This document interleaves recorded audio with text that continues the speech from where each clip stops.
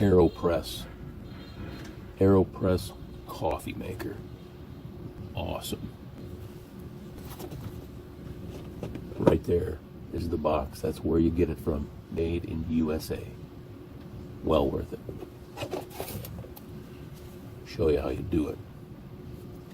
First of all, you pull the press out. You got this little strainer at the bottom that puts the filter in there. You put that above your mug. Push the plunger out, just to make sure there are no hidden objects in there. And then I put it back in.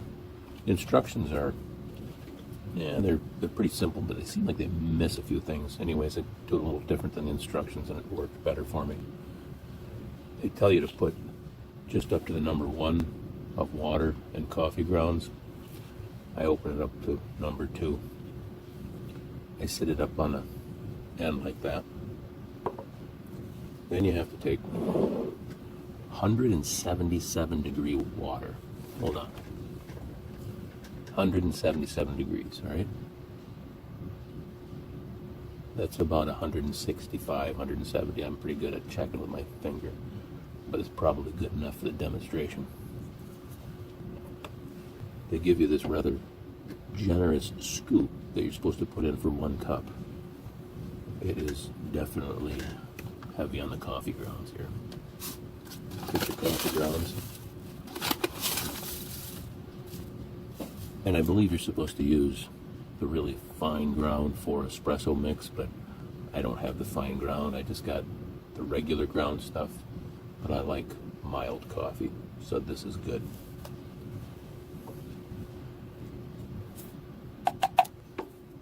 Insert coffee.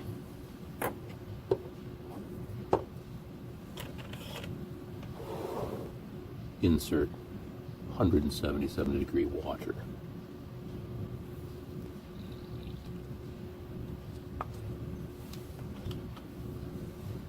Mix it with a handy provided mixer. For 10 seconds they suggest. Unless you're mixing it for espresso, then you mix it for a full minute. It's not like you could use a regular spoon or coffee stirrer, I'm sure. That's why they provide this for you. And it gives you one more thing you can store in your junk drawer. We're always looking for more junk. I think that's sufficient. Now, you have to filter the grounds. They provide this pretty cool little stacking unit to hold all these tiny, very fine coffee filters.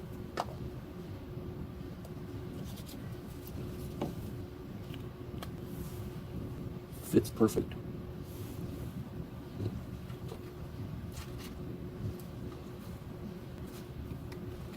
Make sure you turn that in snugly so it doesn't all fall off into your coffee mug. Then they suggest a rather stout mug for obvious reasons, as you will see. Mine is a generic mug, so nobody is offended.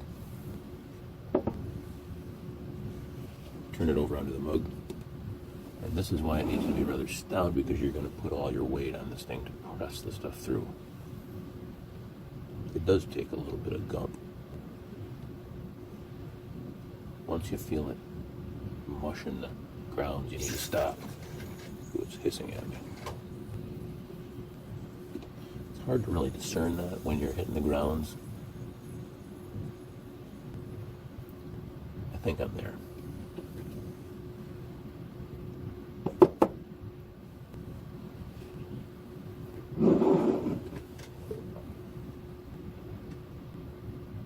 Smells like coffee, kind of. Not real strong.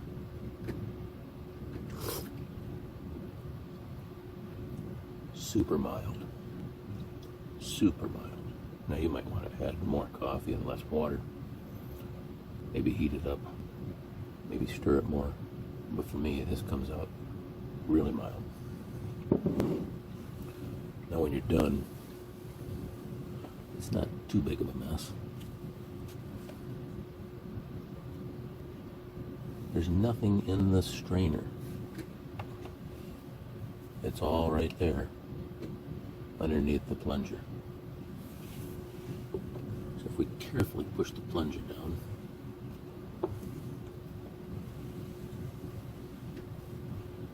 look at that. Looks like a little coffee brownie there. Add a few crushed walnuts and we're good to go. And now you can discard that just by tapping it on the edge of the trash can. We'll show you.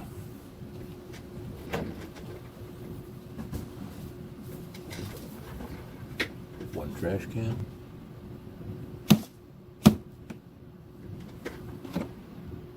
Voila. Now I finished cleaning this thing like this. You know, these sanitary wipes that have been more precious than gold in the past year, I use them for a lot of things. Being the lazy gourmet, I like a quick cleanup, and these work quite well.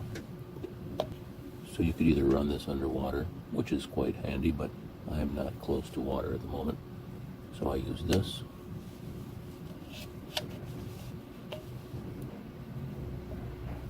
Spotless, ready to store and use the next time.